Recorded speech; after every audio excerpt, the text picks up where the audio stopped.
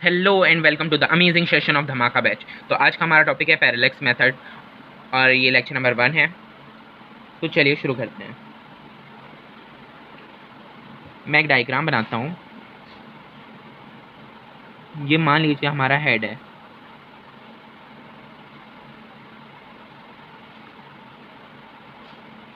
ये हेयर वाला पोर्शन,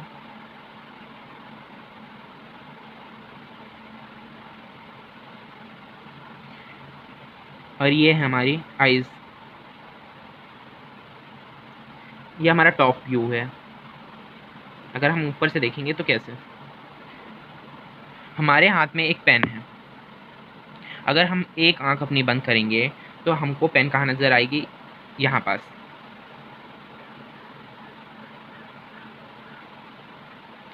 और जब दूसरी आंख बंद करके इस वाली आंख से देखेंगे तो हमारे को पेन यहाँ से दिखाई देगी।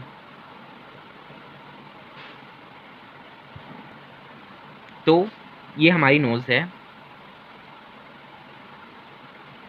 अगर ये वाली आई से हमको यहाँ पास पेन शिफ्ट होते हुए दिख रही है, जो कि रियल में पेन यहाँ हो सकती है, रियल में पेन यहाँ हो सकती है एक्चुअल,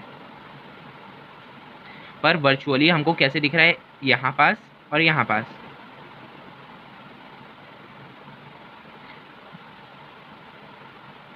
वर्चुअल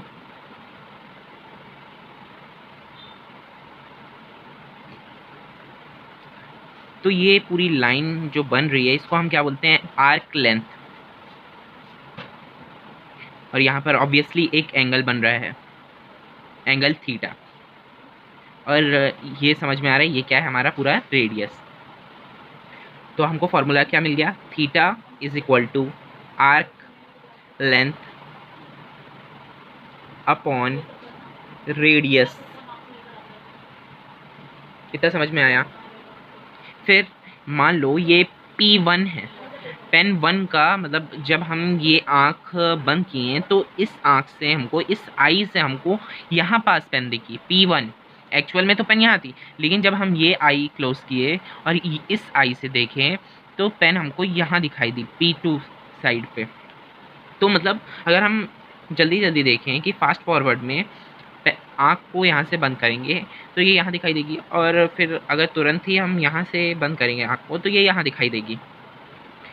तो अब देखते हैं हम, तो यही जो शिफ्ट कर रही है पोजीशन पेन की, इसी को हम कौन सा मेथड बोलते हैं? Parallax method. और इसी से हम डिस्टेंस इजीली कैलकुलेट कर सकते हैं एक्चुअल पोजीशन का। The shifting of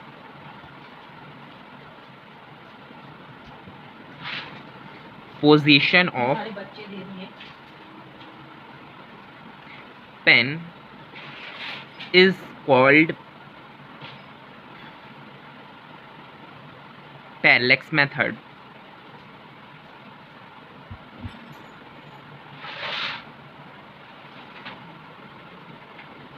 And this equation is called parallax equation. इतना समझ में आया?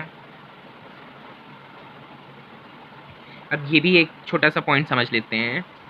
व्हेन दिस एंगल, जो ये एंगल है, व्हेन एंगल जो कि यहाँ पर क्या है? Theta is small. जब थीटा स्मॉल रहेगा तो आर्क लेंथ हमको क्या मिलेगी? Arc length is almost linear. Linear मतलब एक ही लाइन पे, भले ही कितना स्फीयर टाइप का हो। अगर हम इसका थीटा बहुत ही स्मॉल लेंगे, इतना स्मॉल, तो हमको ये कैसा दिखाई देगा? लीनियर दिखाई देगा, एक लाइन, सीधी लाइन पे दिखाई देगा। तो इससे हम इजीली कैलकुलेट कर सकते हैं एक बहुत ही डिस्टेंस ऑब्जेक्ट्स को। खासकर अब हम आगे देखते हैं कि finding the distance of moon. Moon का डिस्टेंस हम कैसे फाइंड कर सकते हैं। मान लेते हैं ये हमारा मून है, मून है, ये हमारी अर्थ की सरफेस। क्या है? अर्थ की surface, surface of the earth और ये हमारा मून। अब इसकी डिस्टेंस हमको अर्थ से मेज़र करना है, तो हम कैसे करेंगे? मान लो हमने दो लड़कों को खड़े कर दिया, यहाँ पर एक हो गया, यहाँ पर दूसरा। मान लेते हैं हम दोनों का नाम रख लेते हैं सोनू मोनू। तो ये रहा सोनू, यहाँ पर खड़ा है, और ये रहा मोनू, मोनू इस साइड खड़ा है। तो और ये हमारा मून है।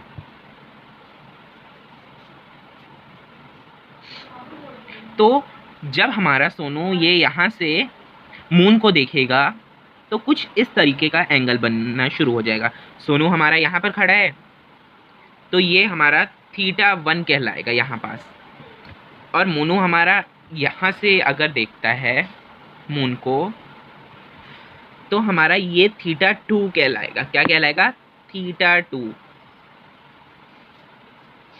ऑल्टरनेटली यहाँ पर ये θ1 कहलाएगा और यहाँ पर ये θ2 कहलाएगा।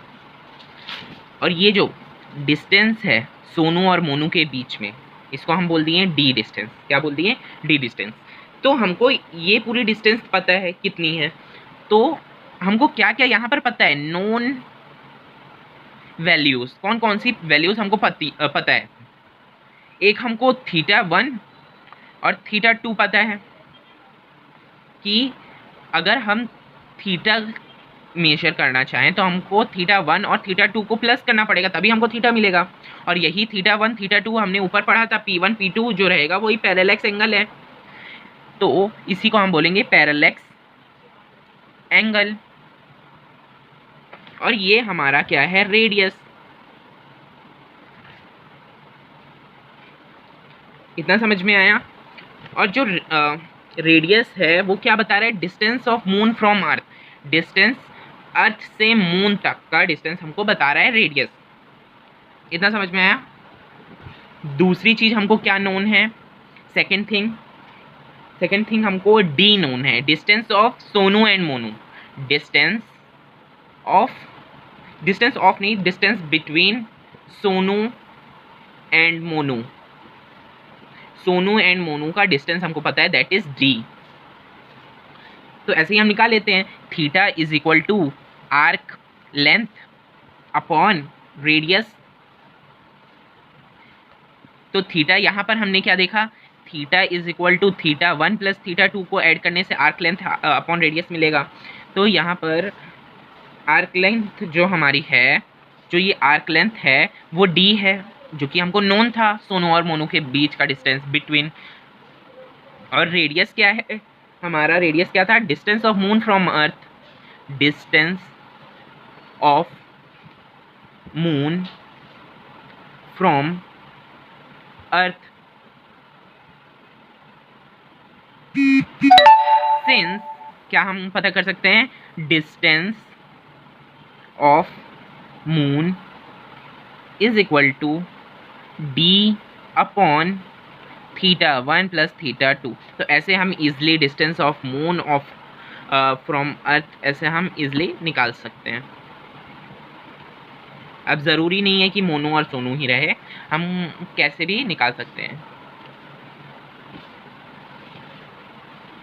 अब आते हैं हमारे नेक्स्ट टॉपिक पर, नेक्स्ट थिंग पर, that is finding diameter of moon या फिर सन। मून या सन का डायमीटर। डायमीटर मतलब जैसे ये मून और सन का सरफेस पूरा है, ये इस एंड पॉइंट से लेके इस एंड पॉइंट तक लाइन को मैच, ये जो लाइन रहती है इसको हम डायमीटर क्या कहते हैं? क्या कहते हैं? डायामीटर।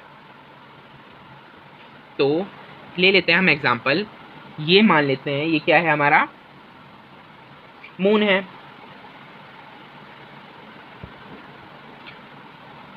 और ये हमारी अर्थ है। यहाँ पर प्यारा सा एक बच्चा खड़ा है, वो मून को देख रहा है।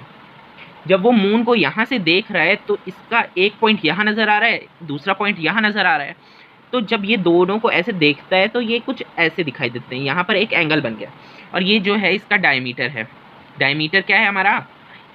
इसी को तो हम कहते हैं आर्क लेंथ। अभी अभी तक यही समझ रहे हैं, आर्क लेंथ, आर्क लेंथ ये रेडियस है अपना, क्या है, इतनी डिस्टेंस हमारी रेडियस है।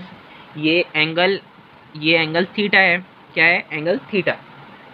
इतना हमको क्या है, नोन है, ये सब कुछ कुछ चीज़ें हमको नोन है। अब हम डिस्टेंस ऑफ मून को कैसे पता करें, वो हमने प्रीवियस मेथड में देख लिया है, कैलकुलेशन उसकी। तो डायरेक्ट हम यहाँ पर फॉर्मूले पे आते हैं, theta is equal to arc length upon में रेडियस लिख देते हैं। फिर theta is equal to arc length की जगह डिस्टेंस ऑफ मून कर देते हैं, क्या, डिस्टेंस ऑफ मून, या फिर डिस्टेंस ऑफ मून की जगह आप ये भी लिख सकते हैं डायामीटर ऑफ मून।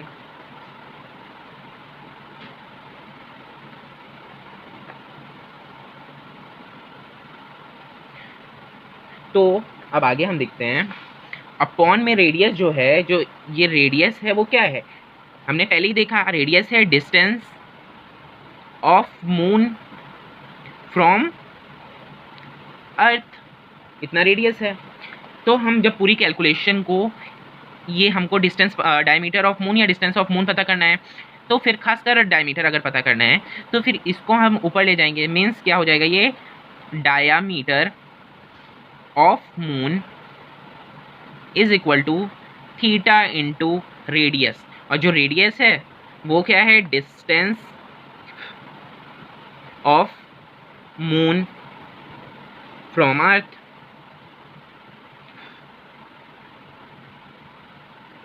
अब हम नेक्स्ट देखते हैं, इतना समझ में आ गया। चलो,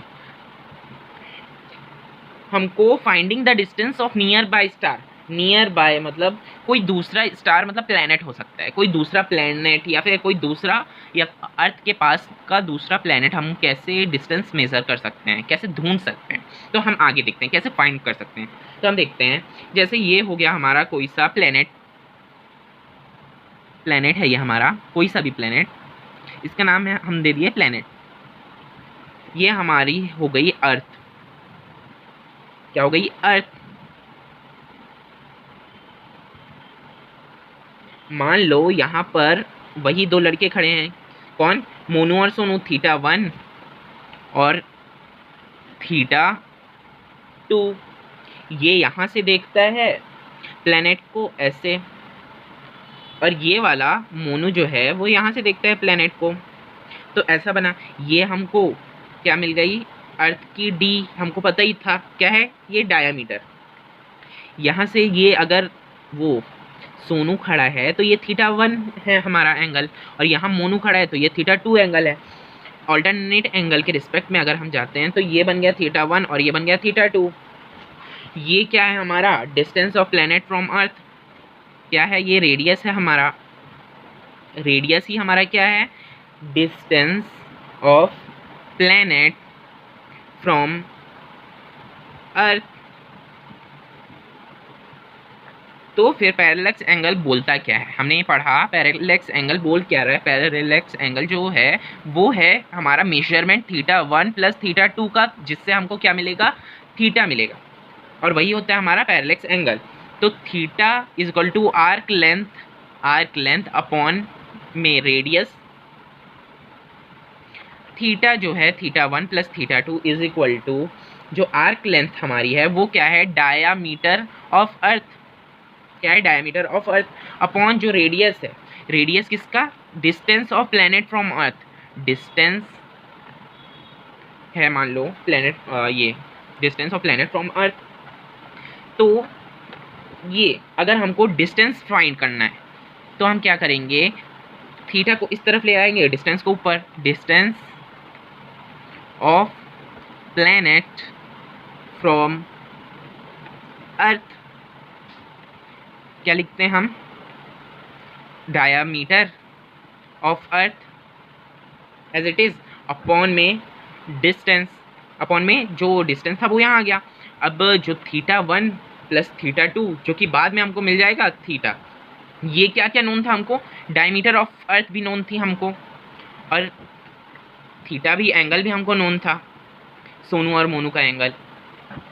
तो इससे हम क्या जान सकते हैं पूरा finding distance of near by star, हम अपने आसपास के स्टार का डिस्टेंस भी मेजर इजीली कर सकते हैं। ठीक है, समझ में आ गया?